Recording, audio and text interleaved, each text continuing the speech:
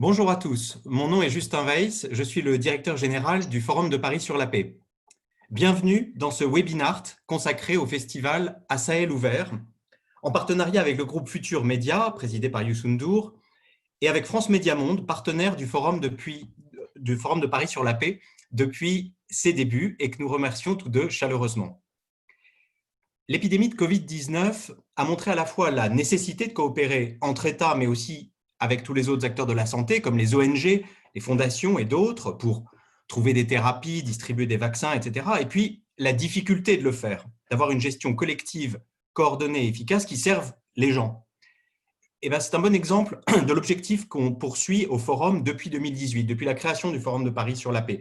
Soutenir cette coordination entre États, entre acteurs, pour mieux gérer notre planète, la santé, le climat, Internet ou le développement, en associant le haut et le bas, je dirais, les chefs d'État avec la société civile et les ONG. Pour cela, nous lançons un appel à projet annuel qui, cette année, a rassemblé pas moins de 850 candidatures venues du monde entier, dont beaucoup d'Afrique d'ailleurs. Et pendant toute une année, nous soutenons 10 des projets qui sont présentés au Forum en novembre. Nous les soutenons parce qu'elles sont des bonnes solutions, sont des solutions qui méritent d'être reproduites ailleurs et parce qu'elles répondent à des défis que l'on trouve non pas seulement dans la région d'où elles viennent, mais aussi ailleurs. Le festival À Sahel ouvert fait partie des 10 projets que nous avions sélectionnés en 2019 et c'est pour ça que nous sommes heureux aujourd'hui de contribuer à ce webinar qui vise à faire en fait 3 choses. D'abord, présenter le festival pour ceux qui ne le connaissent pas encore, évoquer aussi cette idée fondamentale qui est au cœur du projet Festival à Sahel ouvert, et c'est ça qui avait retenu notre attention. La culture, c'est du développement. Et enfin, proposer à chacun de se joindre à cette grande aventure. Pour ça, pour ouvrir ce webinaire, je serai accompagné de Xavier Simonin, le fondateur du festival à Sahel ouvert, celui qui a pensé ce projet depuis ses origines en 2010 et l'a co-construit avec tout le village de Boumba, au nord du Sénégal, et qui, je dois dire, dans sa vie professionnelle, est acteur, comédien de théâtre. Xavier et moi serons en compagnie d'invités prestigieux aujourd'hui, le musicien et ancien ministre sénégalais Youssou N'Dour, le philosophe Souleymane Bachir Diagne et Rémi Rioux, le patron de l'Agence française de développement. Xavier, je commence avec toi tout de suite. Raconte-nous un peu les origines du festival. Bonjour Justin, bonjour à tous. Merci à toi et merci au Forum de Paris sur la paix d'organiser ce webinar et de nous accueillir. Je suis donc Xavier Simonin, je suis effectivement président d'une association qui s'appelle Globe et qui est l'organisatrice du festival à Sahel ouvert. Alors, en préambule, je voudrais dire qu'on va parler du festival, évidemment, qui est un événement qui a plusieurs spécificités, notamment d'être en très grande ruralité et qui, à notre sens, est relativement unique en Afrique parce que vous trouverez des journées culturelles en ruralité, vous trouverez des événements financés par des grands corps, vous trouverez beaucoup d'événements en zone urbaine, mais un événement entièrement porté par une population villageoise et qui en quelques années est passé d'une action locale à une action internationale, et la preuve en est aujourd'hui. C'est assez rare, voire unique. Donc, je voudrais commencer en remerciant tous les villageois de Boumba qui nous accueillent si chaleureusement là-bas et qui partagent avec nous l'organisation de cet événement incroyable. Voilà, merci au Forum de Paris sur la paix, merci aux villageois de Boumba. Alors, pourquoi est-ce que c'est moi qui parle aujourd'hui? Parce que je ne suis pas sénégalais, je ne suis pas de Boumba. Il s'avère que j'ai grandi en Côte d'Ivoire dans les années 70, mais je ne vous dirai pas mon âge, mais enfin, faites le calcul.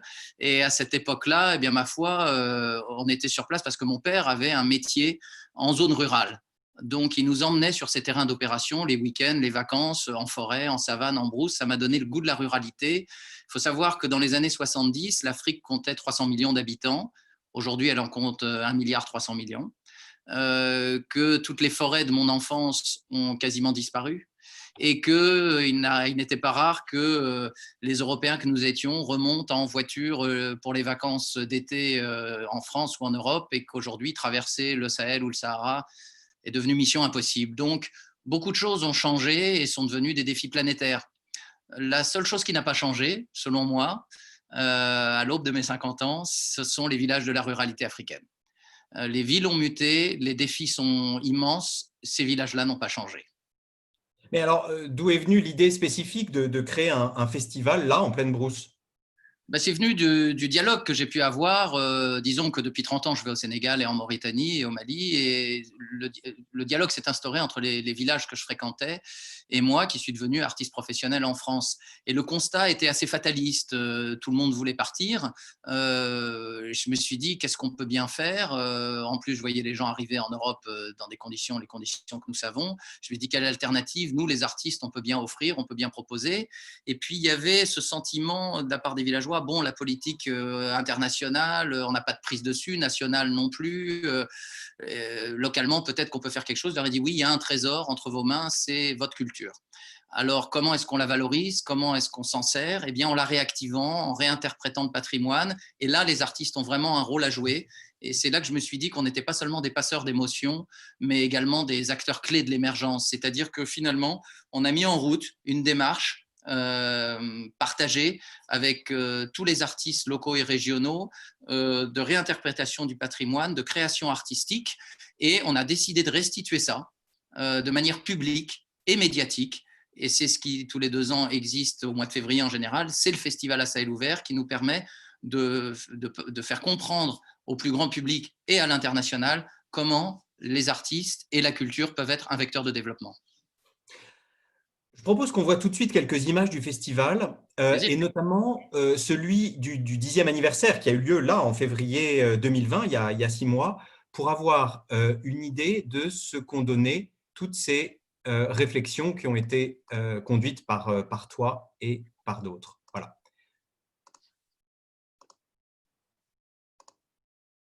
L'association Globe présente le festival à Sahel ouvert.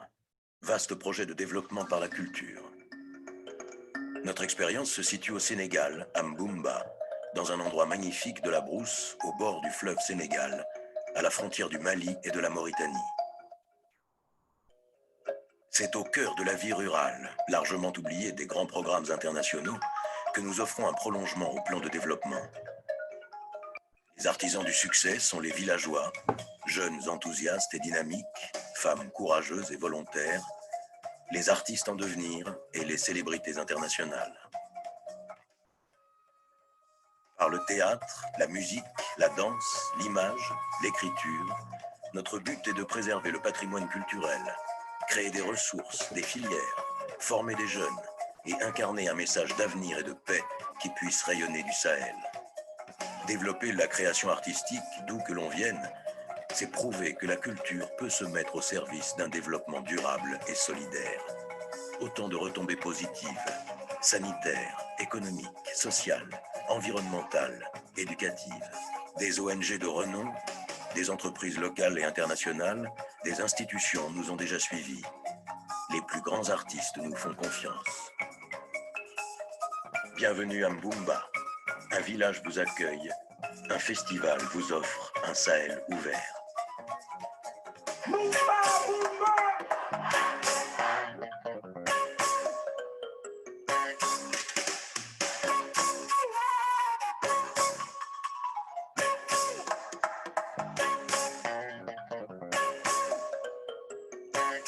La lutte contre la pauvreté commence par ça, mettre la culture en avant.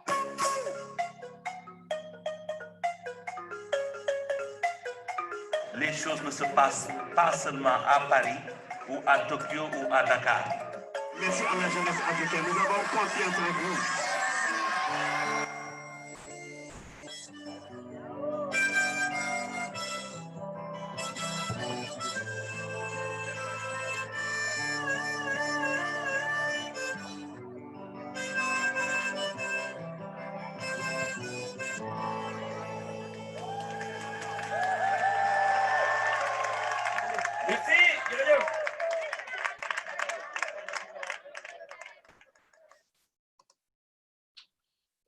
Xavier, ce qui me frappe dans ces images, et je trouve que cette vidéo, elle est formidable, elle donne de l'énergie, c'est que justement, cette animation, cette énergie, d'habitude, on la trouve en ville. Pourquoi vous n'avez pas fait un festival à Dakar ou à Saint-Louis, qui est moins loin?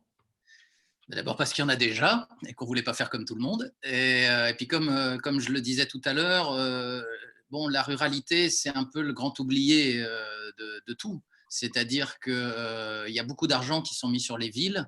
Alors, nous, on ne défend pas une distinction forte entre ruralité et ville, on défend une approche globale. Il faudrait qu'il y ait des tandems, il faudrait qu'il y ait des relations plus fortes entre la ville et la ruralité. On sait très bien que l'Afrique, à partir de 2050, sera le dernier espace du monde où la population continuera de croître. Il y a un enjeu démographique énorme. Toute cette jeunesse-là, tout le monde se dit qu'est-ce qu'on va bien pouvoir offrir. Bon, alors donc, il est temps de s'emparer du sujet.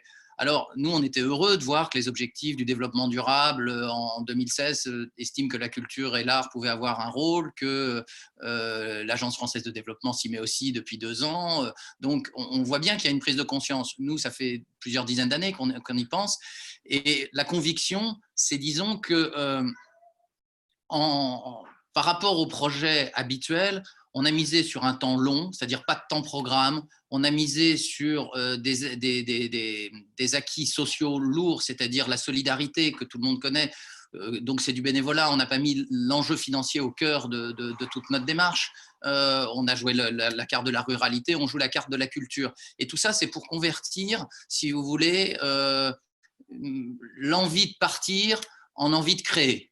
Voilà. Et la brousse, la campagne, la ruralité, les villages, les terroirs sont un réservoir de mythologie, d'histoire, d'identité inouïe.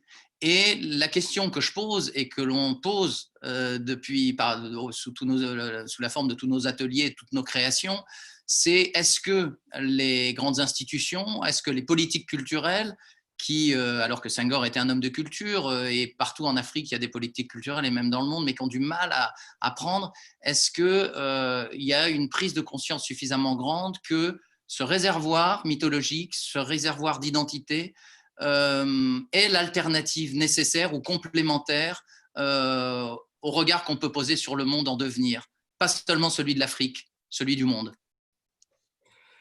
Alors, Xavier, ce que je propose maintenant, c'est qu'on se tourne vers un de nos 2 invités prestigieux, Souleymane Bachir Diagne. Souleymane Bachir Diagne, comme vous le savez, est professeur à Columbia. Il est philosophe. C'est un auteur et un intellectuel respecté. C'est aussi quelqu'un qui a participé au festival À Sahel ouvert en février dernier.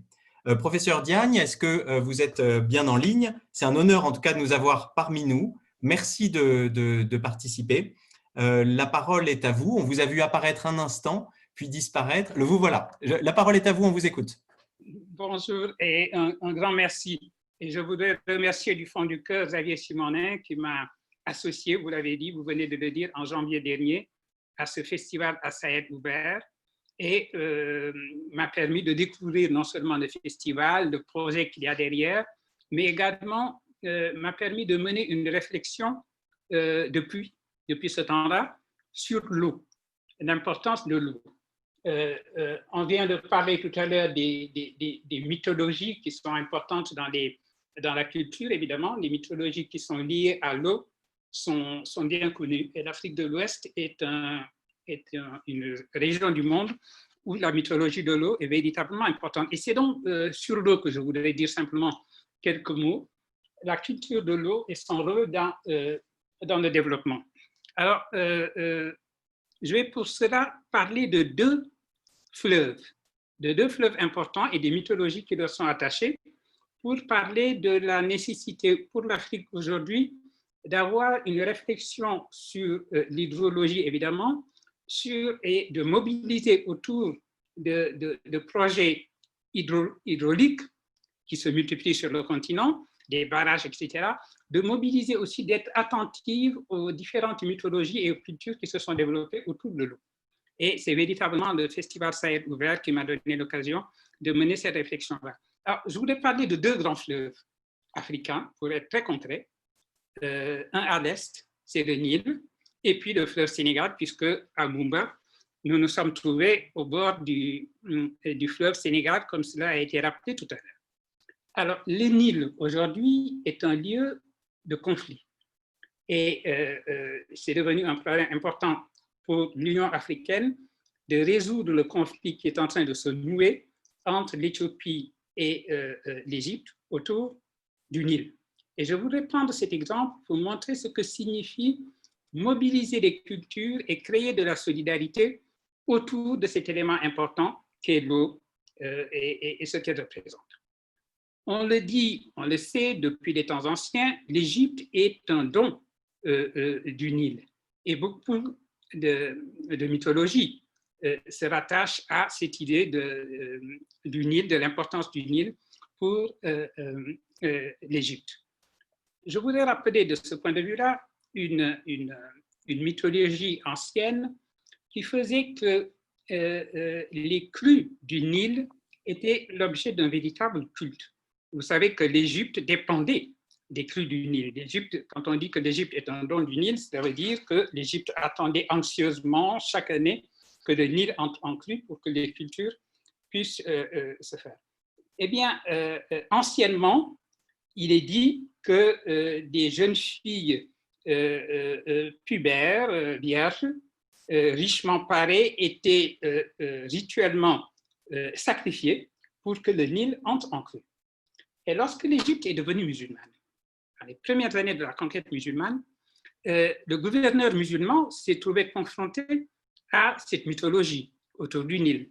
La crue du Nil était en retard, les populations sont venues le voir en lui disant « Écoutez, Excellence, nous avions l'habitude de procéder de cette manière, nous devons le faire absolument parce que le Nil n'est pas en train d'entrer en crue. » Et le gouverneur, évidemment, l'islam interdit les sacrifices humains, très hésitant, n'a pas su quoi faire, il s'est adressé à celui qui était le calife de l'époque, qui était le calife Omar. Alors, l'histoire musulmane dit que le calife Omar a alors écrit une lettre en disant « Jetez-la dans le Nil ». Et la lettre disait ceci: « Moi, calife Omar, au serviteur de Dieu, à toi, Nil.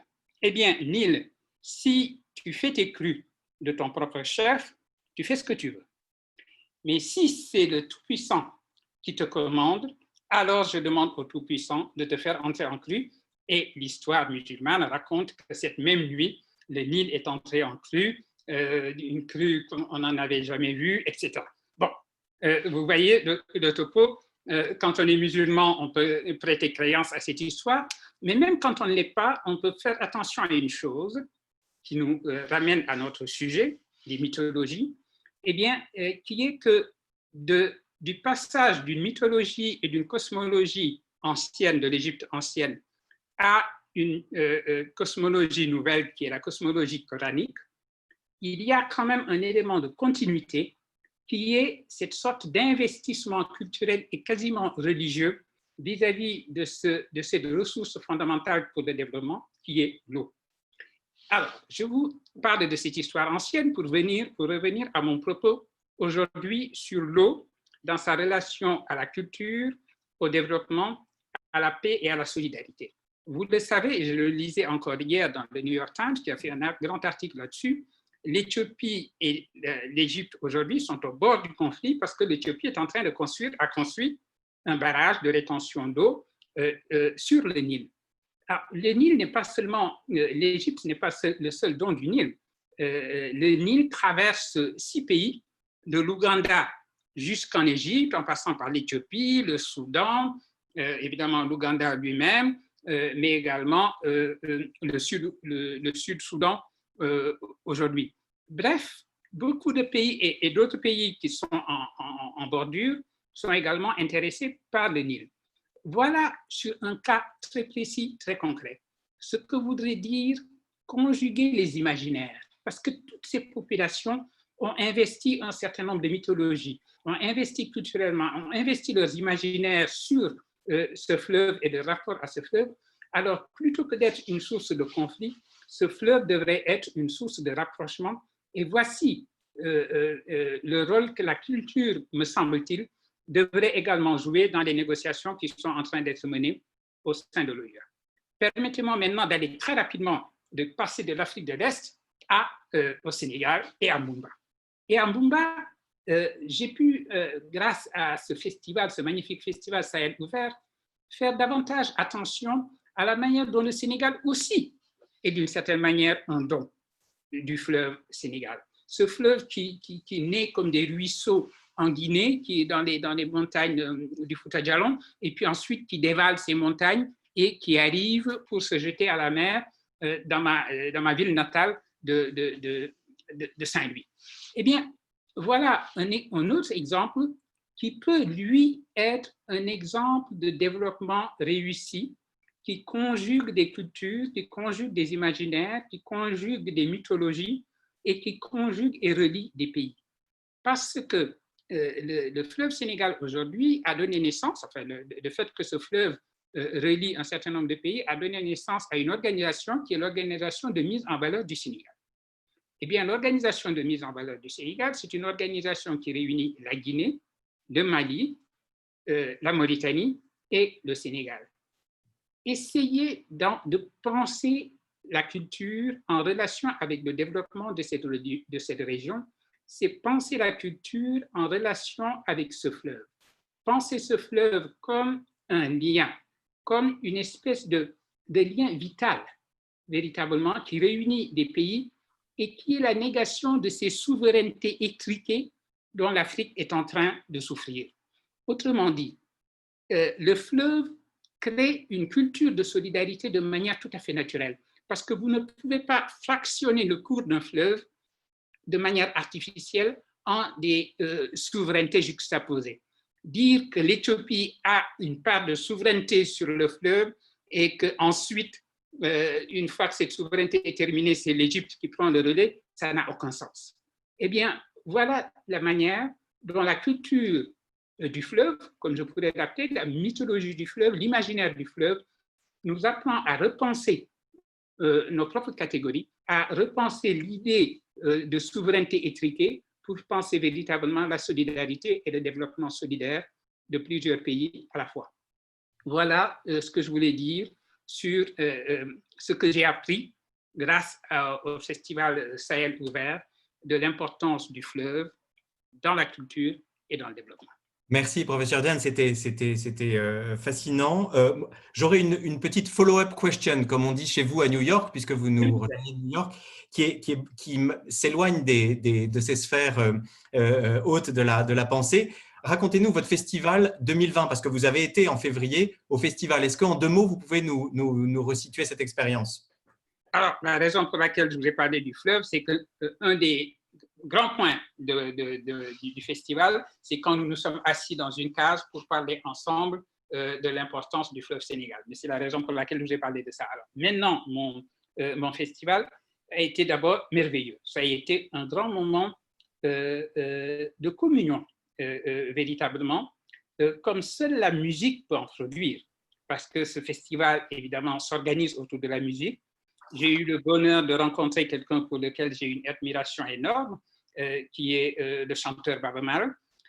Nous avons partagé d'ailleurs la même demeure, une somptueuse demeure qui a été mise à notre disposition par le village de Mumba. Et j'ai pu découvrir un village véritablement engagé dans un développement local. J'ai écouté avec beaucoup d'émotion les populations s'exprimer sur cette question autour du fleuve. Cette table ronde où le citoyen lambda pouvait prendre la parole, partager son expérience, dire sa relation au fleuve, ça a été un moment tout à fait passionnant. Alors, à la fois l'enthousiasme musical, mais également la découverte d'une population engagée dans le développement local et évidemment le rôle irremplaçable que Sahel Ouvert joue dans ce cadre-là. Merci beaucoup de ce récit, professeur Diagne, et je trouve que c'est une très bonne transition parce qu'en effet, il y a la symbolique du fleuve, du lien, de la transmission culturelle, de la paix aussi, mais tout à l'heure, pendant la vidéo, j'ai surtout vu de la logistique, une grande scène, un portique, de l'électricité en pleine brousse, des stars et une foule de gens qui ne venaient pas tous de Mbumba. Et puis, j'ai aussi vu des médecins, des campagnes de dépistage et de prévention dans cette petite vidéo. Et je propose qu'on s'intéresse à présent à l'association Globe et à la façon dont le festival à Mbumba s'organise tous les 2 ans, puisque c'est un festival qui a lieu depuis 2010 tous les 2 ans. Et pour ça, je voudrais faire venir Sarah Desbois, qui est la coordinatrice générale de Globe. Sarah, est-ce que tu es là? Voilà. Sarah, bienvenue. Est-ce que tu peux nous raconter comment tu en es venue à travailler pour le festival et quelles sont tes tâches? Bien sûr. Bonjour Justin, bonjour à tous et merci Monsieur Diane pour ce magnifique retour sur le festival qu'on a vécu en février dernier. Donc moi, je suis Sarah Desbois, je suis la coordinatrice générale de l'association Globe. J'ai découvert le festival à ciel ouvert lors d'un échange étudiant entre la Sorbonne, où j'étudiais alors, et l'université Gaston Berger, qui se situe à Saint-Louis. C'était un échange qui a été initié par Globe il y a 4 ans. Jusqu'en 2016, Xavier était vraiment le seul Européen à faire partie de cette aventure. Et au fur et à mesure des éditions, le projet a pris de l'ampleur, le festival a pris de l'ampleur et il y a eu un besoin de suivi un petit peu plus constant dans les projets, etc. Et donc, d'étudiante bénévole, je suis devenue la première salariée de Globe à plein temps. Donc, mon rôle, c'est d'être la coordinatrice générale de cette structure qui, pour moi, a une grande force, c'est son agilité qui a été construite du coup depuis toutes ces années. Je suis arrivée, il y avait déjà une structure qui était mise en place, un fonctionnement. Et donc, mon rôle, c'est de coordonner un petit peu l'action de tous ces référents, de tous ces interlocuteurs, qu'ils soient locaux, internationaux, sénégalais, avec qui nous œuvrons et avec qui nous construisons, comme Justin le disait, le festival et toutes les actions de développement qu'on met en place, que ce soit des campagnes de santé, que ce soit des ateliers de formation technique, artistique, etc. Mon rôle, c'est aussi de gérer la structure associative, donc dans des tâches un petit peu plus, disons, moins terrain sur les aspects administratifs, de comptabilité et une grande partie de mon temps qui est de remplir des appels à projets justement pour essayer de trouver des financements à tous ces projets qu'on met en place. Et puis sur place, eh bien, toute cette logistique qui s'appuie vraiment quand même sur le village de Mumba, mais voilà, avec qui tous ces gens, on a peut-être 600 ou 700 bénévoles quand même à chaque édition du festival. Donc, il y a un énorme travail avec les coordinateurs locaux, avec tous ces référents voilà, de bonne gestion, de coordination pour que tout se passe bien. Et ce qui me frappe justement, et on le voyait bien dans la vidéo tout à l'heure, c'est que justement, ce n'est pas l'association qui fait le festival en réalité, c'est le village. Bien sûr, l'association est un cadre nécessaire. Est-ce que tu peux nous en dire un peu plus sur les acteurs, disons, du festival? Oui, alors effectivement, Globe est là, mais c'est aussi tout le village de Mumba. Comme je le disais, à chaque édition, on a 900 bénévoles qui sont aussi, en majorité des jeunes et des femmes qui ont d'ailleurs, dès 2010, été les premiers à s'investir dans cette démarche et à comprendre aussi les opportunités qui pouvaient en être. À Mumba, il y a 10 ans, quand Xavier est arrivé, il y a ce groupe de jeunes qui s'est formé, le comité de membres fondateurs du festival. Et ces 15 jeunes, il y a 10 ans, quand Xavier leur parlait de leur perspective à Mumba, eh ben, eux, ils disaient non, nous, on veut partir à Dakar, on veut partir en Europe. Parce qu'ici, on a un sentiment de désœuvrement, comme Xavier l'expliquait au début. Aujourd'hui, tous ces jeunes sont encore présents à Mumba, tous ces jeunes sont complètement impliqués dans l'organisation du festival, que ce soit au moment même du festival, mais même à l'année, on est vraiment en constante communication avec eux. Et au-delà de ça, certains ont même monté des entreprises en lien avec les industries culturelles et créatives. Il y en a qui ont créé des petites entreprises de location de matériel son et lumière. Il y en a d'autres qui ont mis en place des mini-festivals tous les étés à Mumba avec les associations sportives et culturelles, avec un schéma économique rentable où ils font payer les entrées pour payer les artistes ensuite. Donc, il y a tout ce dynamisme qui s'est créé. Voilà. Ben, merci Sarah. Alors, pour respecter justement cette logique, et dans cette logique que c'est Mumba qui fait le festival, je propose qu'on donne à présent la parole à Bana Thiam, qui est originaire de Mboumba et qui est une membre fondatrice et coordinatrice locale du festival depuis 2010. Bonjour Bana, quel est votre rôle dans le festival? Alors racontez-nous. Mesdames et messieurs, bonsoir. C'est un honneur et un immense plaisir pour moi d'être parmi vous ce soir. Et merci à tout un chacun pour la présence, malgré les emplois du temps chargés. Parler du festival à ciel ouvert à ce soir du 21 juillet ne fait qu'accroître à la limite mon engagement, ma détermination, mon attachement et la foi que j'ai toujours eu pour ce projet depuis le début.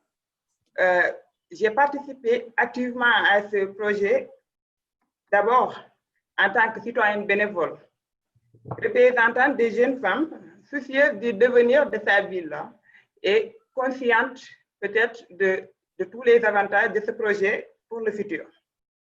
Donc, il faut d'abord noter que tout ce qui est la logique accueil est assuré par les familles de Mboumba, tout ce qui est hébergement. Ils accueillent chez eux dans leur maison, ainsi pour donner un impact populaire et irremplaçable à l'événement.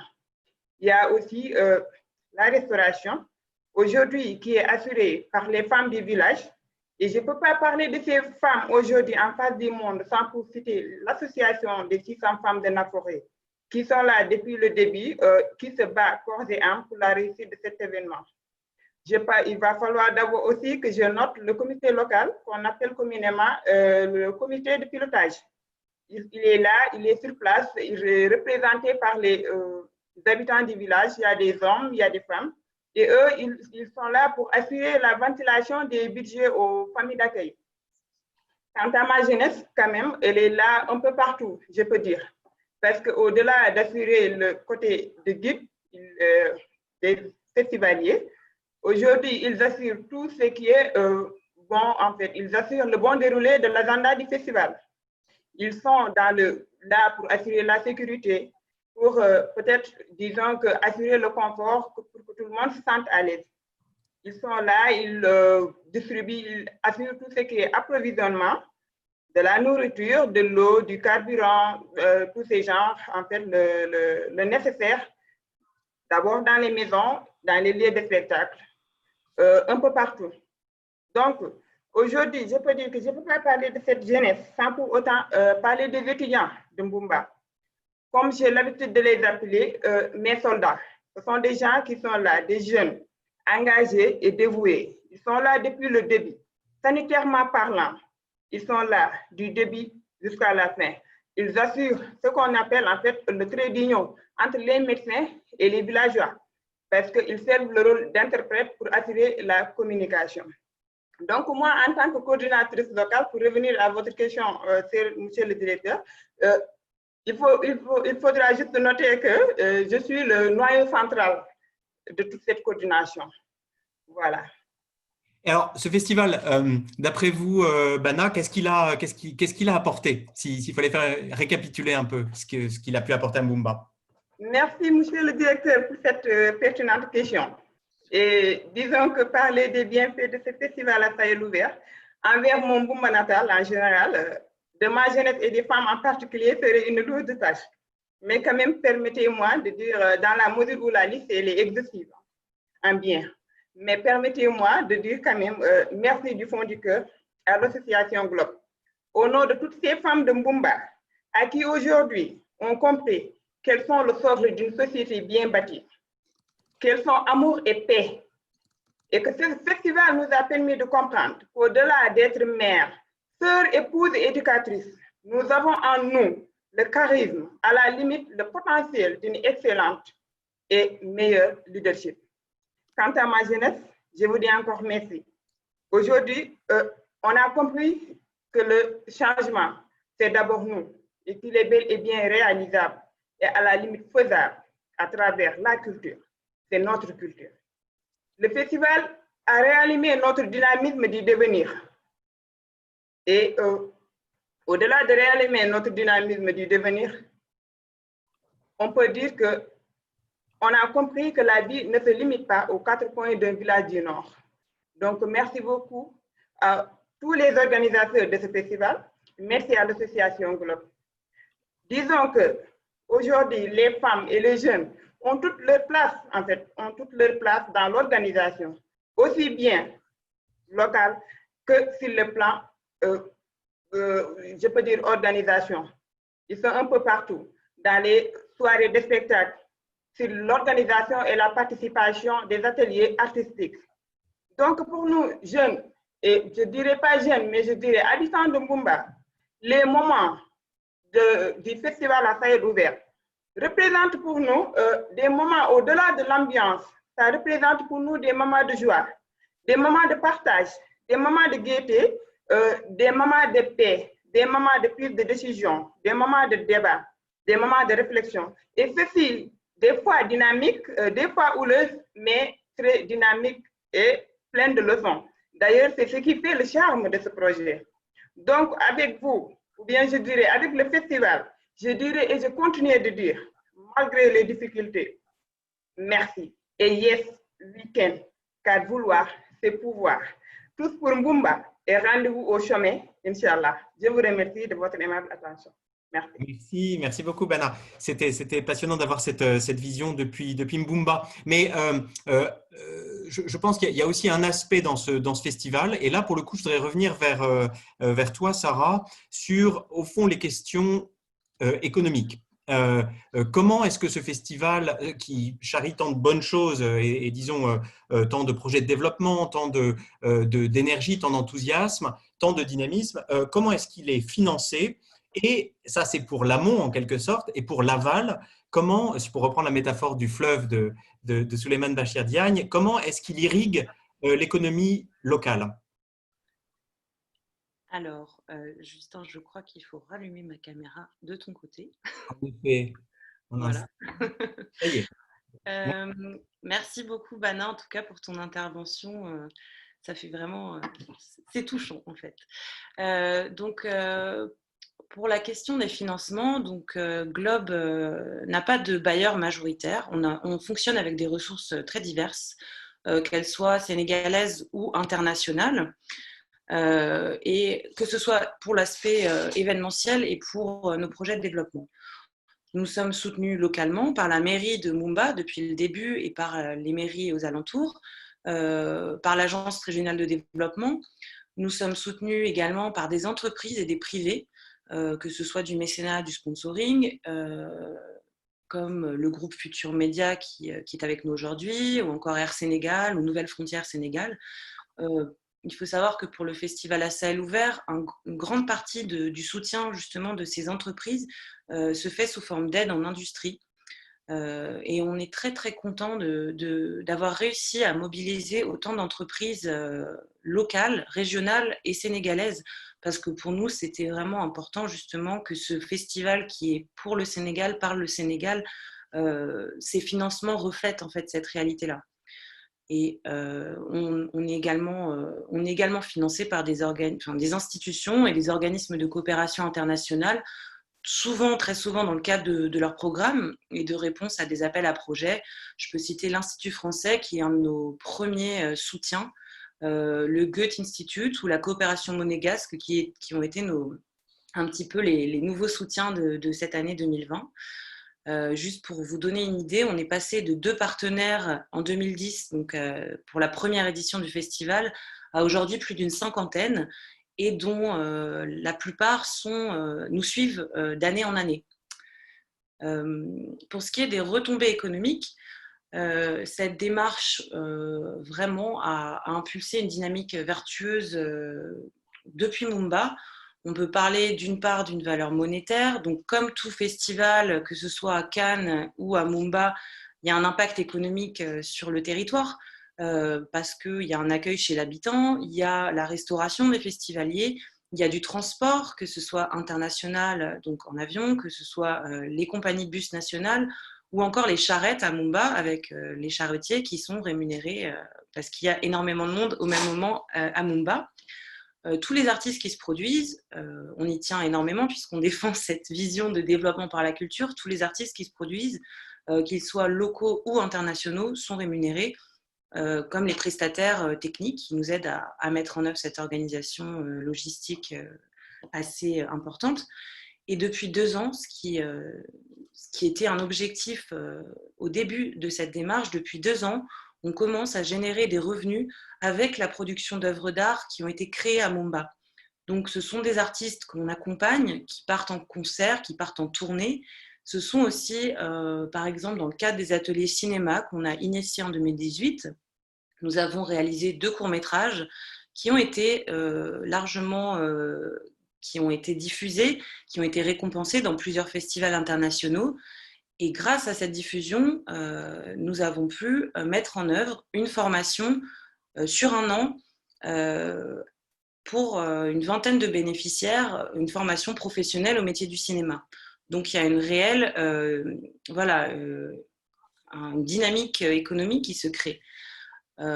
Et puis dans ce contexte de Covid, justement, où on a pu voir qu'il y avait beaucoup de biens culturels qui avaient été consommés à travers le monde, ça nous paraît d'autant plus important puisque au Sénégal et en ruralité, il y a un manque de structuration de la filière des industries culturelles et créatives qui fait qu'il y a un manque à gagner énorme pour les artistes et les acteurs de cette filière. Et c'est pour ça qu'on veut d'autant plus aller plus loin dans cette démarche, pour que ces retombées soient d'autant plus importantes. On a aussi une valeur qui est qui est non monétaire et qui donne tout le sens à notre démarche aussi, c'est celle bien sûr de la valorisation patrimoniale et de cohésion et de lien social qu'elle crée. Donc on peut voir que dans un territoire qui cumule quand même des indicateurs de développement très peu élevés, on arrive à avoir des impacts très positifs par une action par la culture. Malgré ça, c'est vrai que je voudrais quand même évoquer le fait qu'on rencontre dans l'organisation de ce festival et de nos actions de développement beaucoup d'embûches. On a cette agilité que j'évoquais plus tôt qui nous permet d'intégrer cette précarité que tous les acteurs de développement, j'en suis sûre, rencontrent en Afrique. Et cet atout donc, qui est de cette capacité à absorber les imprévus est due à tous ces interlocuteurs qui sont avec nous dans l'organisation de cet événement et qui nous permettent d'aller parler autant à un institutionnel qu'à un villageois. Juste un exemple pour le festival 2020, c'est l'ambassadeur de France qui, 2 jours avant l'événement, nous a permis de trouver un groupe électrogène qui fonctionnait. Et c'est le chef du village des pêcheurs, donc à Mumba, qui nous a trouvé notre partenariat avec la compagnie de bus nationale à Dakar, via son cousin. Donc ça peut sembler amusant, on en a pas mal des anecdotes, on en a beaucoup, mais elles sont quand même représentatives de beaucoup de difficultés qui pourraient être évitées. Et un des objectifs pour la suite, c'est d'arriver à convertir tout ce temps passé en gestion de crise en temps de création, de développement de projets et de construction. Voilà. Sarah, merci beaucoup. Je vais faire une petite annonce, un petit teasing. Tu as parlé tout à l'heure de la formation cinématographique que vous aviez mise en place. Eh bien, pour ceux qui veulent rester, donc, on a promis que ce webinaire, je devrais dire, ne durera qu'1 heure parce qu'on est conscient que les gens ont beaucoup d'autres choses sur leur agenda et donc on essaye de concentrer ça. Mais pour ceux qui restent un peu après 18 heures, nous diffuserons un court-métrage ici, là, dans le webinaire qui s'appelle Dali O, réalisé par les bénéficiaires de la formation cinéma organisée par Globe l'an dernier. En tout cas, bien reçu le message des embûches et le message de la difficulté à pérenniser, à avoir un modèle économique pérenne. Et je propose maintenant qu'on se tourne vers 2 grands noms de la politique de développement. D'abord, quelqu'un qui maintenant est un conseiller spécial du Forum de Paris sur la paix et qui est quelqu'un qui nous aide au sein du comité de suivi qu'on appelle le SCUP, le Scale-up Committee. C'est Stefano Manservici. Stefano est l'ancien directeur général de DEFCO. Vous savez, DEFCO, c'est la grande agence d'aide européenne. Sauf erreur, je crois que c'est la plus grosse agence d'aide au développement au monde. Il a pris sa retraite il y a un peu plus de 6 mois et Stefano donc, a rejoint le forum pour nous aider sur toutes ces questions. Et j'ai demandé à Stefano de nous rejoindre pour pouvoir dialoguer, et c'est ce qu'on vous propose maintenant, avec Rémi Rioux. Rémi Rioux est l'actuel directeur général de l'Agence française de développement, de l'AFD. J'ajoute qu'il est un partenaire du forum depuis 2018 et que nous allons réaliser ensemble quelque chose de très intéressant, y compris pour ce dont on parle aujourd'hui, qui est le sommet des banques publiques de développement. Ça s'appelle Finance en commun. Ça aura lieu au moment du forum en novembre prochain pour la 3e édition. Et ça, c'est grâce à Rémi qu'on peut faire ça et qu'on peut un peu plus connecter tous ceux qui portent des solutions avec des institutions. Alors, la règle du jeu, pendant ces 10 minutes qui viennent, Stéphano, je te laisse la parole pour interroger Rémi à l'AFD. La parole est à toi. Merci Justin. Bon après-midi à tout le monde. Un grand plaisir d'être avec vous. Pour la bonne et simple raison qu'avec Rémi d'ailleurs, on a toujours essayé de mettre la culture très haut dans les priorités de la politique de développement. On a eu des difficultés. On n'a toujours pas pu faire ce qu'on aurait voulu faire parce que c'est difficile aussi de discuter avec nos partenaires dans les États africains, par exemple, dans le cas d'espèces. Mais on a quand même réussi à monter, disons, au moins une dynamique. Et donc, je crois que si on part de l'idée que la culture est aussi une industrie de la création, une industrie qui crée de la cohésion, de la croissance soutenable, de l'emploi, surtout pour les jeunes, et de la croissance, parce que dans le monde, 3% du PIB est fait par la culture, par les activités culturelles. En Afrique, c'est même plus, évidemment, entre le formel et l'informel. Donc, il y a aussi, si on veut être un peu sur le concret aussi, il y a de la création d'emplois, il y a de l'activité économique, il y a de la richesse concrète et de manière soutenable, je dirais, de la cohésion.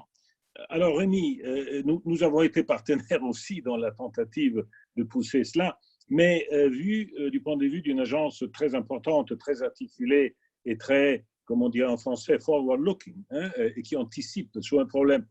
Quelles ont été les difficultés que tu as rencontrées, non seulement avec nous, comme Commission européenne, mais en général, à pouvoir mettre en place des projets et des programmes qui lient la culture et le développement, comme ce projet magnifique qui est porté par Globe Sahel Ouvert, qui est vraiment un condensé de tout ça. Merci Stéphano, bonjour à tous. Merci pour l'invitation à Justin, au Forum de Paris, à France Média Monde. Et vraiment, j'ai écouté la première partie de ce webinaire avec beaucoup d'attention et d'intérêt. Malheureusement, moi, je ne suis jamais venu au festival, mais j'espère bien le faire. On est très heureux d'avoir apporté un petit accompagnement. Et c'est là qu'on voit qu'il n'y a pas de grands et de petits projets. Il n'y a que des bons projets, ceux qui génèrent l'engagement, ce que Madame Thiam a dit, qui était très très fort, hein, c'est-à-dire à la fois ce caractère très particulier, un village, une population, des enjeux très concrets de développement, et puis de l'universel, du lien, celui du fleuve, quelque chose de très fort et une histoire d'éducation, une histoire d'émancipation, de développement personnel, d'égalité femmes-hommes, de jeunesse. Enfin, j'étais vraiment, comme je pense tous les participants cet après-midi, très impressionné par vos présentations. Et ça me fait rejoindre Stéphano, bien sûr, la culture, c'est du développement. Et ceux qui ne l'ont pas compris, je crois, se trompent. La culture, c'est de l'économie, ça a été dit, c'est de la microéconomie à l'échelle de Mumba, très important, évidemment. C'est aussi de la macroéconomie. Nous, on le sait en Europe, hein, en France, la culture, c'est 3% de notre produit intérieur brut. Un autre secteur économique dont on parle peut-être plus encore, c'est l'industrie automobile. L'industrie automobile en France, c'est 3% de notre produit intérieur brut aussi. Donc, c'est vous dire, c'est aussi important d'un point de vue économique et on sait ce que veut dire l'automobile pour l'industrie française. Et on sait ce que veut dire l'art aussi en France en termes de secteur d'emploi. Et l'enseignement, on avait fait une étude avec Ernst & Young il y a maintenant 2 ans, c'est que c'est 50 milliards de dollars en Afrique, hein, le secteur de la culture, c'est 2 millions d'emplois, mais c'est seulement 1% du produit intérieur brut. En tout cas, c'est l'estimation qu'on fait.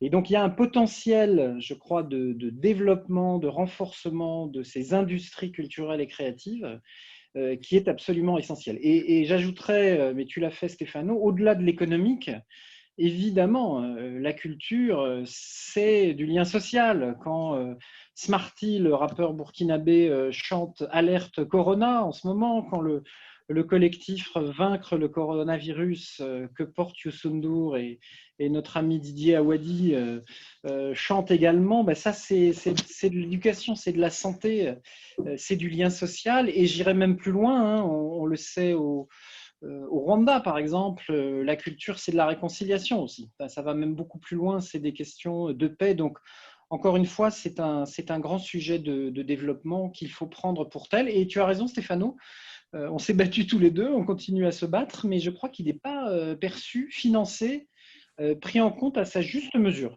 et comme vraiment une priorité politique. Alors, ça dépend des États, bien sûr. La politique de développement, c'est appuyer les politiques publiques des États, donc de l'État sénégalais ou des autres États du G5 Sahel. Et ce que vous faites est très important, évidemment, pour le Sahel, pour changer la perception, pour montrer sa réalité dans sa complexité, sa richesse. Et dans la constitution de filières économiques, dans leurs différentes dimensions. Donc je peux détailler évidemment la stratégie de l'AFD sur ce point, mais je crois mon premier message, c'est vraiment ça. Il faut qu'on se réveille tous et il faut qu'on prenne la mesure économique, sociale, de paix du secteur de la culture. Mais toi, Stéphano, tu le sais mieux que quiconque.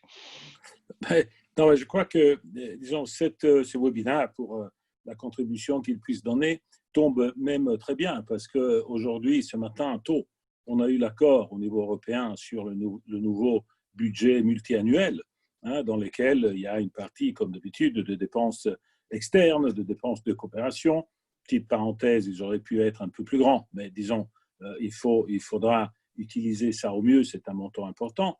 Mais je crois que c'est le bon moment ensemble et fortement poussé par la société civile.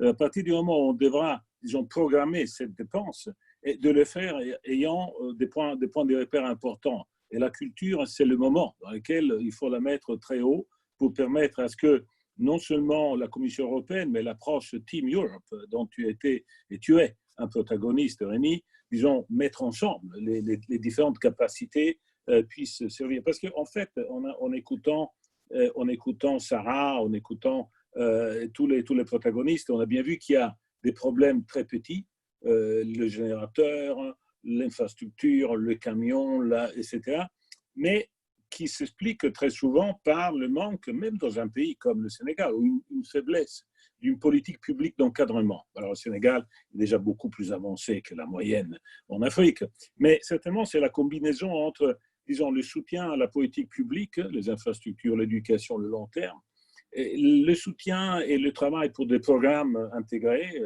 sur la musique, sur le ballet, sur leur, disons, connexion, et puis l'action sur le terrain, comme celle de Globe. Alors là, c'est toujours un peu quelque chose qui est compliqué. On a fait ensemble, Rémi, cette Creatify, non, cette sorte de projet pilote qui essaye d'utiliser du financement en prêt avec des dons, de l'assistance technique. Quelle a été jusqu'à présent ton expérience, ta sensibilité dans ça? Parce qu'il faudra trouver la manière de peut-être faire un scaling up, non, dans le prochain cycle financier. Alors, Justin l'a dit, ce qu'on va essayer de faire, c'est peut-être de rapprocher des mondes qui aujourd'hui se parlent insuffisamment. Donc, le monde de la culture a peut-être longtemps vécu sur un modèle de financement uniquement sous forme de dons. En tout cas, c'est le cas dans nos pays, hein. Et peut-être doit trouver des formes, des modèles économiques plus dynamiques et qu'on prenne en compte son potentiel et qu'on le conçoive effectivement comme une filière économique à part entière et complète. Donc, ça suppose effectivement des infrastructures. Donc, je pense qu'il y a un vrai sujet, et on le sait en Afrique en particulier, de financement d'infrastructures culturelles. Je pense à des infrastructures physiques, bien sûr, des musées. On finance avec une subvention de l'Union européenne, d'ailleurs, le ciné Gimbi à Bobo Dioulasso. Oui. On fait revivre comme ça un lieu magique, hein, évidemment, de culture. Et je pense aussi à des infrastructures immatérielles, hein, notamment en matière de communication, de télécommunication, de réseaux sociaux, de broadband. Donc, il y a une dimension qui est bien connue du monde du développement, qui est une dimension d'infrastructure. Ça, il faut qu'on y aille franchement, et c'est facile. Il y a une dimension de formation, Justin en parlait. Je pense que les métiers de la culture sont des métiers. Et donc, comme on travaille sur les métiers de l'agriculture, comme on travaille sur les métiers de la tech, comme on travaille sur les métiers de l'ingénierie, il faut des écoles pour former aux métiers de la culture. Donc ça, c'est quelque chose aussi qu'on peut faire assez facilement. Il y a un sujet de gouvernance, de politique publique, ça a été dit, de droit d'auteur. Donc là aussi, on peut travailler là-dessus. Et je reviens sur le dernier point de Stefano. Il y a un sujet très important d'entrepreneuriat et donc d'accès pour les entrepreneurs culturels au financement bancaire, au financement des entreprises. Et donc là, merci à l'Union européenne, effectivement, on a des programmes qui sont en cours d'expérimentation et j'espère bien on arrivera dans les prochaines années à passer à l'échelle pour inciter les établissements financiers, les banques, à se tourner vers des emprunteurs plus fragiles, bien sûr, mais dont le potentiel de création de valeur, de création d'emplois est peut-être plus élevé que d'autres secteurs économiques, d'autres entreprises. Et donc, les dérisquer un peu, pour partager le risque, pour que certains réussissent, et réussissent évidemment avec un effet de création de valeur, de richesse particulièrement important. Je vois Justin qui… Et voilà, je vois Justin, parce qu'on pourrait continuer à parler des heures, surtout parce que c'est là où tu as la création d'emplois, la richesse, avec un visage humain qui est formidable. Et donc, ça donne vraiment l'envie de faire plus, parce que tu vois des résultats et de l'espoir qui se met en marche. Et en plus de la création, ça fait penser. Mais on est au tout début, on est au tout début, et c'est vrai que donc l'AFD s'y engage. On a 35 projets maintenant depuis 2 ans, mais c'est encore embryonnaire, et il faut qu'on amène plus d'institutions financières publiques, avec un peu de ressources, de bailleurs de fonds, bien sûr, et derrière d'institutions financières privées pour financer ces filières. Voilà. Donc, je compte beaucoup sur le sommet des banques de développement que tu organises. Et le bienvenu. Alors, merci beaucoup à tous les deux. Merci de votre intervention. Je trouve que ça a ajouté dans la palette de ce tableau de cet après-midi quelque chose de vraiment utile. J'ajoute d'ailleurs que c'est le développement par la culture. Ça n'est pas forcément la chose des agences de développement uniquement, en ce sens qu'elles sont un acteur indispensable, mais que depuis le début, le festival s'est appuyé sur d'autres, d'abord sur les acteurs locaux, c'est-à-dire en fait de l'argent local, de l'énergie locale, de la main-d'œuvre locale, mais aussi sur des partenaires privés, et c'est important, il faudra aussi les garder dans ce tour de table. Alors, on approche de 18h, on y est presque, donc je vais maintenant me tourner vers Xavier pour la fin de ce webinar. Et avant de peut-être répondre à quelques questions pour les spectateurs qui sont là, on est 120 à peu près, et par ailleurs de passer ce fameux film que j'ai promis, ce court-métrage tout à l'heure en fin de webinar, je voulais demander à Xavier, qu'est-ce qu'il faut retenir? Alors moi, je sais ce que je retiens. Ce que je retiens, c'est qu'en février 2022, je sais ce que je ferai autour de la Saint-Valentin, puisque je crois que c'est au milieu du mois de février. Je sais que je serai à Mbumba. Mais à part ça, quel est l'horizon du festival? Quels sont ses besoins et ses ambitions? Et quelles conclusions tu veux tirer de ce webinar? Eh ben, d'abord, j'ai été très ému d'entendre un peu tous les intervenants, aussi bien ceux que je connais, les miens.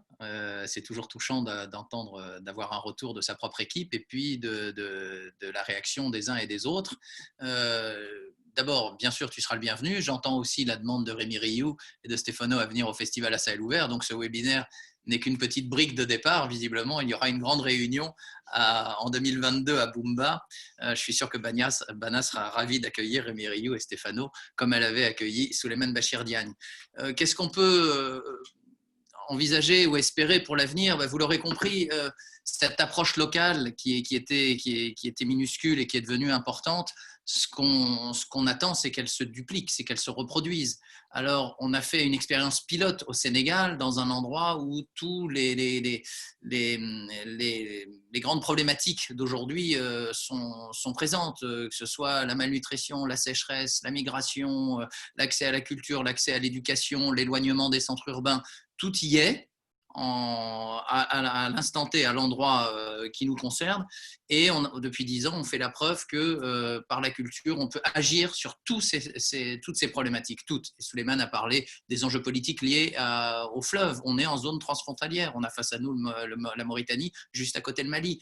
Et pourquoi Souleymane a parlé de ça? C'est parce qu'on avait invité le Geneva Water Hub, qui est le représentant qui met en place le panel de haute qualité et de haute réflexion sur les problématiques de l'eau à l'international. Donc on arrive à faire converger dans ce petit village, et aujourd'hui le Forum de Paris sur la paix, sur ces problématiques-là, et on y répond de manière concrète. Alors évidemment, l'enjeu, ce serait de nous aider à faire connaître encore plus ce festival. Tous ceux qui nous écoutent, les partenaires potentiels, ont des réseaux d'influence qui peuvent nous ouvrir et partager avec nous. C'est évidemment des financements pour augmenter la dimension et l'écho que peut avoir le festival, mais aussi le dupliquer dans d'autres pays d'Afrique, dans d'autres régions du Sénégal, mais dans d'autres pays d'Afrique. On aimerait bien, en termes de bonne gouvernance et de liens et de dialogue des cultures, organiser des tournées du festival à Sahel ouvert. Nos artistes qui viennent pour une soirée pourraient tout d'un coup parcourir le continent dans les tournées du Festival à ciel ouvert, qui seraient ces festivals de bonne gouvernance mondiale et de dialogue des cultures. On a évidemment d'autres projets, et je reprendrai les points que Rémi Rioux a mentionnés et qui convergent vers évidemment l'analyse que nous avons aussi. Il parle d'infrastructure, il parle de formation, si vous voulez, il parle de droits d'auteur. Toutes ces problématiques-là, nous, on s'en empare, et on a pour projet de créer un espace de réflexion et de création holistique qui d'ailleurs intégrera y compris un volet agriculture ou un volet environnement et un volet énergie, un espace de création de réflexion qui serait une académie des arts décentralisée. On a fait le premier festival décentralisé d'Afrique, on pourrait faire la première académie des arts décentralisée d'Afrique. Ce serait long d'en parler aujourd'hui, mais c'est un projet majeur qui a beaucoup d'atouts et qui cherche ses financements. On en a déjà réuni un début, on aimerait bien le mettre en route. Ce serait une réponse formidable pour nous, dans la continuité de ce webinaire, de pouvoir démultiplier le festival à Sahel ouvert et répondre en termes d'infrastructure et de formation pour les 10-20 années à venir. On a les solutions, on a les clés, je pense. On ne peut pas faire sans les politiques nationales et internationales. Je pense qu'ils ne peuvent pas faire sans des acteurs de terrain comme nous. Je me souviens qu'à la fin du premier festival, en sortant de scène, Baba Mal, qui a été le parrain et qui était aussi le parrain de la 10e année, là, cette année, il est revenu, il nous a fait cet honneur. En sortant de scène, m'avait dit: vous avez semé ici à Bumba, qui a eu un passé flamboyant culturellement, donc c'est pas pour rien aussi qu'on avait choisi Bumba. Vous avez semé une graine et elle deviendra certainement un baobab. Et bien effectivement, nous avons semé la graine et nous attendons que vous tous, vous nous aidiez à en faire ce fameux baobab. Voilà. Excellent. Merci beaucoup, Xavier. Alors maintenant, je propose, bon, il est 18h, même un peu plus, donc évidemment, on souhaitait garder à ce webinaire un format réduit, mais évidemment, ce serait dommage de ne pas donner un peu la parole à tous ces participants qui nous ont accompagnés. Et donc, Xavier, si ça te convient, je propose que l'on réponde conjointement à quelques questions qui nous ont été posées. Je commencerai par celle de Cheikh Tidiane Fam. Pour résumer, il demande si le festival donne sa juste place à la promotion et à l'émergence de jeunes artistes locaux. C'est une excellente question. C'est vrai qu'on a parlé énormément de la partie visible parce qu'on est sur une plateforme internationale et qu'évidemment, nous, on a utilisé, vous l'avez compris, les stars comme évidemment des énormes vecteurs, des énormes haut-parleurs de notre cause. Mais vous l'aurez compris aussi, on est dans une approche extrêmement locale et on est sur les jeunes pousses toute l'année. C'est-à-dire que le festival a lieu tous les 2 ans. C'est la restitution d'actions qui ont lieu pendant les 2 ans entre deux festivals. Et ces actions-là, c'est justement de la formation artistique et de la création artistique. Il n'y a pas un festival sans qu'une soirée entière soit consacrée, c'est ce qu'on appelle la scène ouverte, à tous les talents de la région et même plus loin, puisqu'on a même eu des jeunes Guinéens, des jeunes Burkinabés qui sont venus se produire sur nos scènes. C'est-à-dire qu'évidemment, après, on part dans la problématique de la mobilité en Afrique. On sait très bien qu'il y a énormément de mobilité, mais il faut quand même parfois passer des frontières, il faut que parfois venir de très loin, et ça demande des moyens. Mais le festival s'appelle À Sahel ouvert, et il y a une soirée entière consacrée aux artistes émergents. C'est notre scène ouverte. Voilà. Et d'ailleurs, les artistes qu'on fait partir en tournée ou tout ça, ce sont des jeunes pousses. On ne s'occupe pas des tournées de Youssou N'Dour ou de Baba Mal, mais on s'occupe des tournées des jeunes artistes. Alors, justement, puisque tu cites Youssou N'Dour, alors évidemment, nous avions annoncé la présence de Youssou N'Dour, et pendant toute cette heure qui vient de s'écouler, on a essayé de le retrouver parce qu'évidemment, on était bien d'accord avec lui. Et d'ailleurs, vous savez que notre webinaire a été co-organisé avec France Média Monde, mais aussi avec le groupe Futur Média, dirigé par Youssou N'Dour. Malheureusement, il a été bloqué au cours de la dernière heure par des pluies fortes qui se sont abattues sur Dakar, et malheureusement, il n'a pas pu nous rejoindre. Mais il est là en esprit, et évidemment, il a été un des grands parrains du festival. Je vais prendre une deuxième question à laquelle je vais répondre moi-même, puisqu'elle porte sur le Forum de Paris sur la paix. Sophie Diallo demande, pour résumer, comment est-ce que le Forum sensibilise les gouvernements au développement de l'Afrique, et surtout dans cette phase d'après-pandémie ou de retour à la vie normale. Et c'est une question vraiment importante parce que la 3e édition du Forum qui aura lieu en novembre, du Forum de Paris sur la paix, portera sur les conséquences et les solutions à la crise du Covid-19. Conséquences sanitaires, bien sûr, avec tout un aspect sur la gouvernance globale de la santé. Comment est-ce qu'on s'organise mieux pour répondre plus vite pour la prochaine pandémie, etc.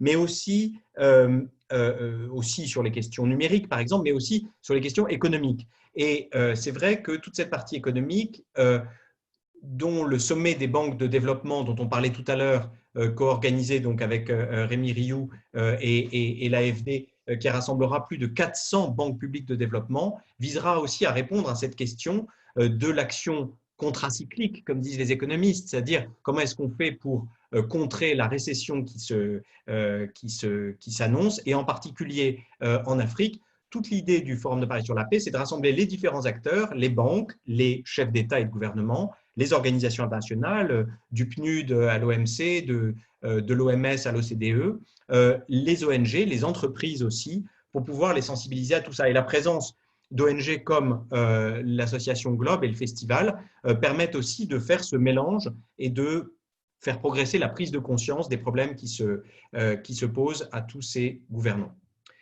On prend peut-être une dernière question, Xavier, de Mamadou Oumar Kamara, qui reprend la belle métaphore du fleuve de Souleymane Bachir Diagne. Moi, j'ajoute, pour être un lecteur dans ma jeunesse d'Amadou Hampâté-Bâ, qu'il aurait pu aussi mentionner le fleuve Niger, qui est si important et qui sera peut-être un lieu de développement ou d'essaimage du festival dans les années à venir. Mais Mamadou Oumar Kamara demande comment faire profiter de tous ces bénéfices les villages qui suivent le cours du fleuve Sénégal. C'est-à-dire, est-ce qu'il y a une logique d'amont et d'aval ou alors est-ce qu'on est plus sur une localisation limitée, disons, au village de Mboumba et de ses environs immédiats? Non, ça revient à l'appel que je lançais tout à l'heure, c'est-à-dire qu'il a vocation à être dupliqué, ce festival. Enfin, déjà, je pense que nous concernons toute la zone nord du Sénégal, c'est-à-dire que de Saint-Louis, qui est à l'embouchure du fleuve Sénégal sur l'Atlantique, jusqu'à la frontière malienne, les jeunes convergent, la jeunesse converge, et les gens sont attirés par ce qui se passe là-bas, d'où la nécessité maintenant de construire des infrastructures pour rendre pérennes nos actions que plus ou moins éphémère au cours des 2 ans qui séparent de festival. Non, tout le monde est concerné. Et j'allais dire, si on nous appelle pour organiser ou dupliquer, on répondra. On étudiera, on verra comment on peut faire. Il y a un certain nombre de clés du succès. On n'a pas pu parler de taux aujourd'hui. On a déjà parlé de beaucoup de choses. Mais après, il faut voir. Et comme je l'ai dit, on a le temps long pour nous. C'est-à-dire, ce n'est pas une affaire qui dure 1 an. Vous voyez, on en est à la 10e année. Il a fallu ce temps-là pour que l'appropriation villageoise soit forte. Et pour maintenant, sur la base du volontariat, et que maintenant on passe dans une 2e phase qui est celle des années à venir, qui sera celle des activités génératrices de revenus et de la reconnaissance du travail fourni par tous et depuis tout ce temps-là. Voilà. Oui, excellent. Alors, il va bientôt être le temps de nous quitter. Ce que je voudrais faire, c'est remercier, parce que ça a été très injuste, remercier tous les participants qui ont posé des questions, parce que les questions étaient nombreuses. J'en ai sélectionné avec l'aide de l'équipe de Globe et de l'équipe du Forum de Paris sur la paix. J'en ai sélectionné 3 auxquels on a tenté de répondre avec Xavier. Mais en fait, vous en avez posé beaucoup plus. J'espère que cet échange, sous une forme ou une autre, pourra continuer. Mais ce que je voudrais faire aussi, en plus de remercier bien sûr les intervenants, Rémi Rioux, Souleymane Bachir Diagne, Stéphano, Bana, Sarah, c'est vous proposer de finir avec une belle création audiovisuelle qui est ce film donc réalisé, ce court-métrage d'Ali O, réalisé par les bénéficiaires de la formation cinéma organisée par Globe lors du dernier festival. Financé par Vivendi et Canal+ Afrique, je tiens à le mentionner. Voilà. Alors oui, c'est très important parce qu'encore une fois… Qui s'appelle Create Joy et qui soutient justement des activités. Donc il y a des grands groupes qui s'investissent dans le développement et Create Joy est le programme qui nous a soutenus pour cette activité. Absolument. Et moi, je crois que ce qui est très important, c'est de souligner que ça n'est pas juste une affaire d'agence de développement. Il y a aussi ces groupes qui aident, qui soutiennent, parce que les industries culturelles, c'est rentable. En fait, je crois qu'il faut aussi rappeler ça et que toute la logique du festival, ça me paraît très important, n'est pas simplement une logique disons, d'aide au développement qui viendrait de l'extérieur, c'est une logique de développement endogène, mais aussi une logique de partenariat avec d'autres que des agences de développement. J'ajoute qu'il y a une autre collaboration, c'est avec le Geneva Water Hub, centre qui travaille sur la diplomatie de l'eau, partenaire de Globe. C'est aussi avec lui qu'a été fait ce court-métrage sur lequel on va maintenant se quitter. Je vais le projeter et puis le webinar malheureusement s'arrêtera. En tout cas, merci beaucoup à tous d'avoir participé. Vous êtes restés nombreux tout au long de ce webinar et j'espère vous retrouver avant février 2022, peut-être sur d'autres plateformes ou à d'autres occasions. Au revoir à tous et merci encore. Merci, au revoir.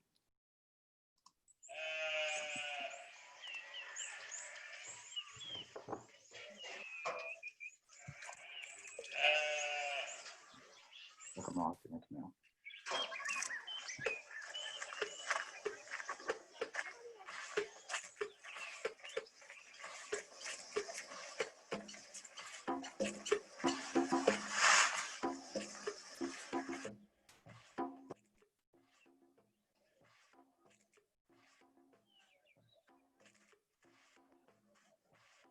mbiyetemi ko Samba, jettirimi ko Ly, jeeyami ko Subalo Mbumba, jeeyami ko ɗo e nder Sénégal, maayo Sénégal ngoɗo mboɗo awa hen.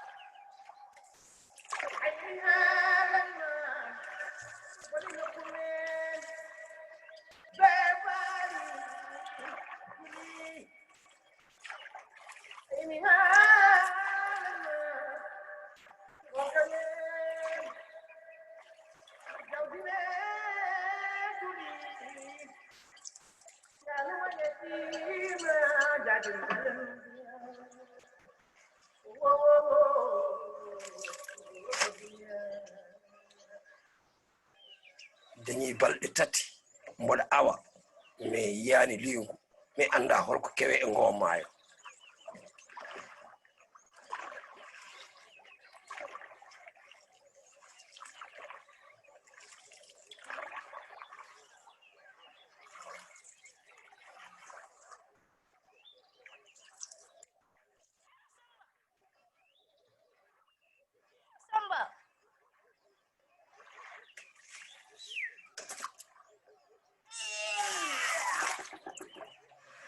ko woni wallu min ko ne ngamde way liwuno haala ina haala kay waddi bone yo won ko mbaɗɗa komi cuballo kay so liɗɗi ngala holno mbatta so wona ɗum a awata ma en ballodiri hen.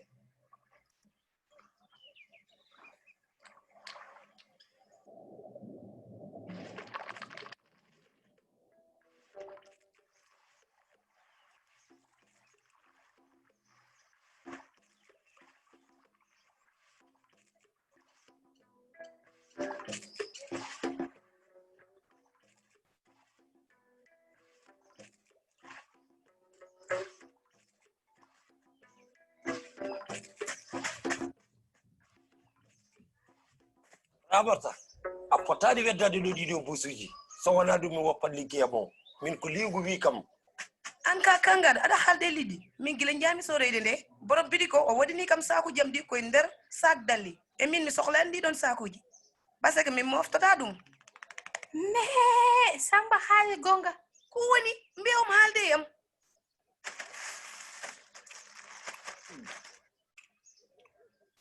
Ramata sa hoppani tuuti dimi wodo salat mo handuɗa hala ko safata kolo tode heninde ganda wonta dañde liggey holko saabi ɗum wona koko samam jeeta mbewom hangaka kadi min jaha min ƴeewoya min kalana ɗum mawɗo wuro o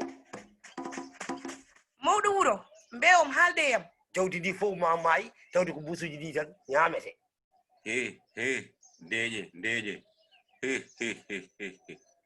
mawɗo ko jalata ko woni busuji ɗi nana ɗeɗɗe hewɓe te tomato fayi pade mboɗo jogii miijo wor mami noddu jiyaɗo Allah pewɗon busuji e dallitaji o allo jiyaɗo Allah ɗum fewani de emin jogui ɗo probléme goto busuji e dallitaji mo pewno toon ɗi nana mbaɗa jawdi amen e leɗɗe amen alay saago woto ko mbaɗɗon eyyi